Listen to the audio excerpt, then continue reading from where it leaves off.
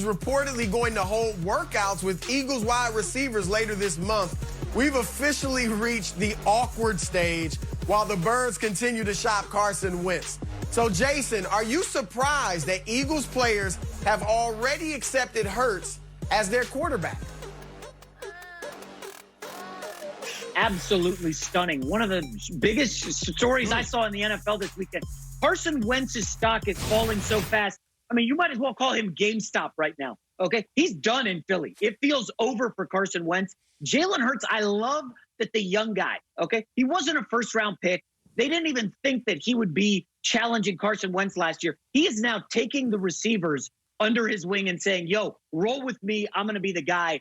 You know, you almost feel bad for Carson Wentz. We haven't seen someone fall this badly in the league since almost Ryan Leaf, who was drafted high and then just immediately went downhill. Carson Wentz was like the MVP of the league, Chris, in his second season. I was out here at the game, Rams-Eagles, when he messed up his knee, and he never has been the same. Chris, you could look at a lot of stats. There is a lot of data from last season that says he was the worst quarterback in the NFL. I think Jaylen Hurts makes sense going forward.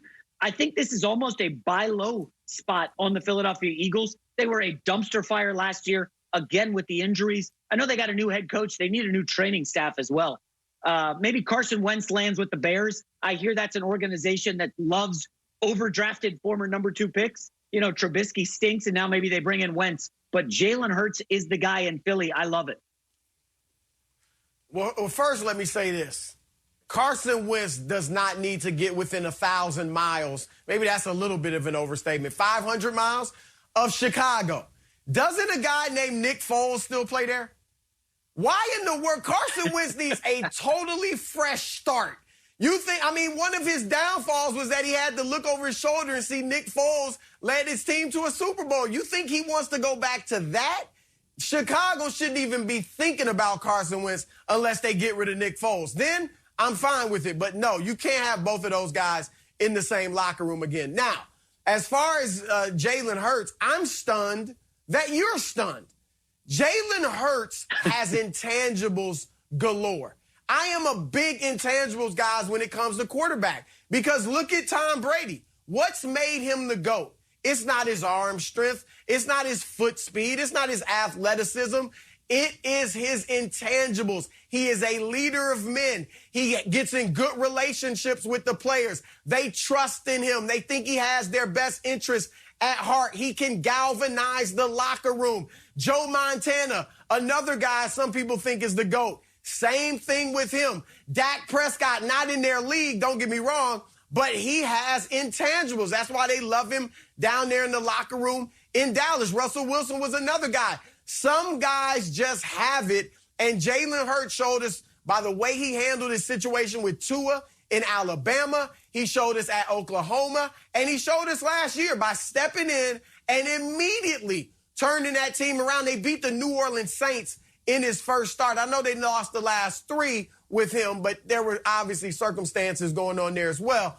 But Jaylen Hurts, look, I'm not convinced that he has all the physical tools to be their franchise quarterback. But at this stage, I'm not surprised they've chosen him in the locker room over Wentz because I think with Wentz, physical ability, there. Arm strength, there. You know, running the ball, there. His problem was a lack of intangibles, not getting those guys in the locker room to believe in him and follow him. And that's where I think Hurts has won these guys over. Yeah, Chris, that's a great point about Jaylen Hurts. And adversity is really a theme here, right? We saw Hurts. I think he was something obscene, like 25-1 at Alabama. And then Tua comes in and takes his job and wins a national title.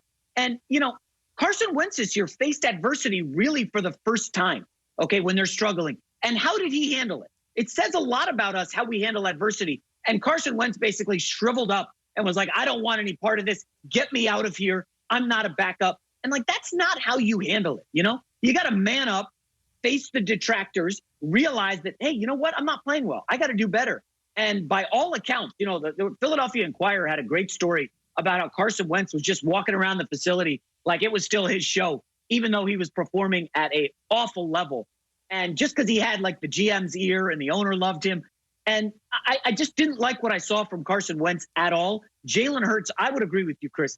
He feels more like a leader of men than Carson Wentz. Remember, Hurts was drafted, I think he was a second-round pick, and they were like, oh, he could be a gadget guy. You know, he could come in with some goal line trickery, do some fun stuff, line up at wide receiver. And Jaylen Hurts was like, okay. And then he comes in and starts and takes down the Satan.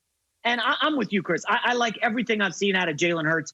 I would look at him as the guy moving forward. Plus, Chris, if you are able to start him and unload Wentz, you then can work around his salary, which is very depressed compared to Wentz's, and you can build around the edges in the secondary, which needs massive help. And maybe Philadelphia turns it around quicker than I thought.